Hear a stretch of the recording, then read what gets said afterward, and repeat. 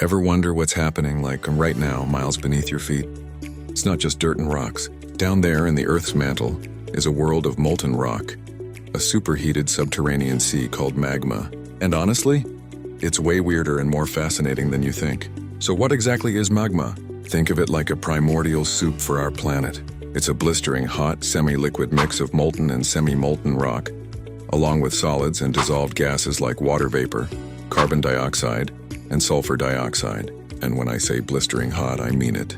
We're talking temperatures ranging from 700 to 300 degrees Celsius. That's hot enough to melt steel several times over. Now you might be thinking, okay, hot rock, got it. But here's where it gets cool. Not all magma is the same. Geologists classify it into three main types based on its chemical composition, specifically its silica content. First up, you have basaltic magma. This is the low silica, low viscosity stuff.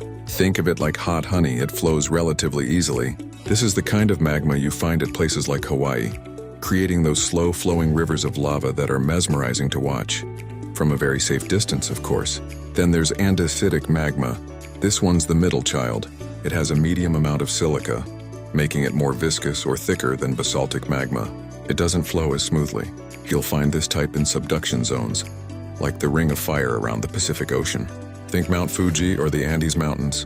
And finally, the most dramatic of the bunch, rhyolitic magma.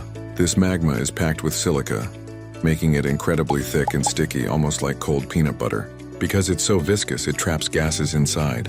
And when the pressure builds up, kaboom! Rhyolitic magma is responsible for some of the most explosive and catastrophic volcanic eruptions in history, like the one that created Yellowstone's caldera. So this super hot stuff is just sitting down there? Not exactly.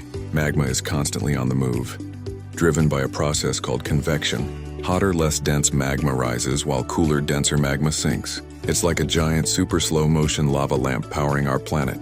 This movement is what drives plate tectonics, creates new crust on the ocean floor, and ultimately fuels the volcanoes that have shaped our world. And when that magma finally breaks through the Earth's crust, it gets a name change. The moment it hits the surface, we no longer call it magma, we call it lava. But that's a story for another time.